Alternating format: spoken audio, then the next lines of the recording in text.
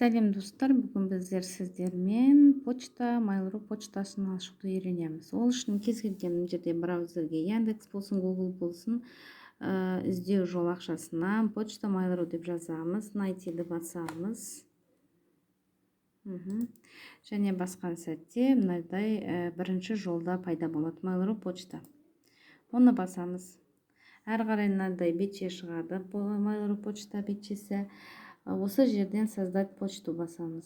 Өзіңізге жаңадан почта ашайын деп жатырсыз.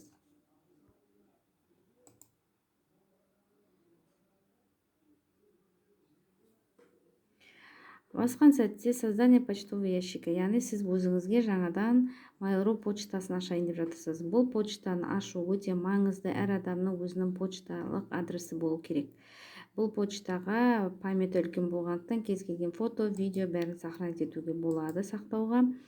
Және кез келген жұмысқа кіргенде сізде міндетті түрде почта сұрайды. Резюме тапсырғанда болсын, қандай жағдайда болмасын, әр адамның өзінің жеке почтасы болған жақсы. Және мына жерде өзіңіздің туған күніңіз, айыңыз, жылыңыз, аты жөніңіз, ер адам, әйел адам екеніңізді, имя ящика, яғни мына жерде сізге автоматты түрде ұсынады. Мына жерден сізге ыңғайлы почталарды ұсынады, адрестерді. Және Mail.ru, Internet.ru, Baka.ru, Inbox.ru өзіңіз таңдайсыз. Бізде қазір Mail.ru таңдаймыз және мына жерден біреуін таңдайық. Көрдіңіздер ме, міне почтаның аты ағылшын тілінде жазылу керек, және мына жерде Baka.ru, Mail.ru-ды таңдайсыз. Өзіңізге қайсысы ыңғайлы, Mail.ru болса Mail.ru. Пароль де ағылшын тілінде болу керек. Мына жерде сізде ағылшын тілінде автоматты түрде пароль беріп тұр, бірақ өте жаттауға ыңғайсыз болғандықтан өзіңізге жаттауға оңай пароль қоясыз. Ол пароль 8 әріптен немесе саннан тұру керек, және өзіңіздің жеке басыңызға қатысты сандар мен әріптер болмаған жақсы. Мысалы, Жайнагүл деген болмаған жақсы. Ол парольді сіздің атыңызға байланысты емес, басқа әріптерден қоюға болады. Мысалы, бірден қоюға болады. Мысалы, қарайық. Мысалға жазып отырмын.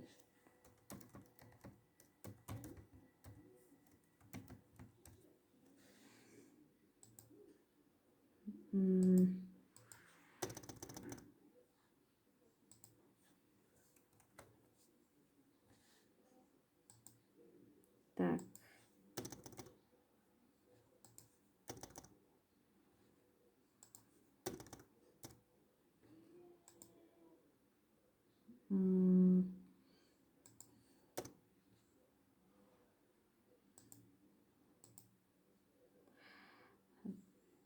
Так, 8 символдан артық болмау керек, кем болмау керек. 3, 6, 7 алдына тағда мынадай әріп салып жіберсек. Так, әлі ненадежный деп тұрды. Тағда мына жерге сан қосайық. Қалай болар екен? Енді надежный пароль болды. Көрдіңіздер ме? Яғни пароль бір символикадан, саннан, кішкентай әріптен және үлкен әріптен тұру міндетті. Және создать дейміз. Создатьты басамыз. Укажите пол дейтін жерде женский дейік. Себебі Жайнагүл деп ашып жатырмыз. Создатьты басқанда мына жерде создание почтового ящика, яғни мына жерде көріп тұрған кодты енгізіңіз дейді. Бұл кодтар ағылшын тілінде, сондықтан мына жерде тілді ағылшын тіліне қойып аламыз. Кодты ағылшын тіліне саламыз. Бұл кодта тағы да сандар бар, әріптер және сан және әріп. Дұрыс терген шығармын. Егер дұрыс терсек, әрі қарай бізге почтамыз ашылады.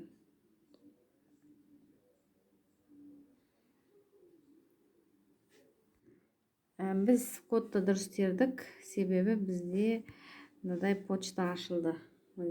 Жайнагүл деген, Mail.ru деген почта ашылды. Сізге ең бірінші хат келді, оны входящийдан қарайсыз. Входящийдан сізге Mail.ru командасынан келіп тұр. Яғни, қош келдіңіз, сізге жаңадан почта ашылды деген.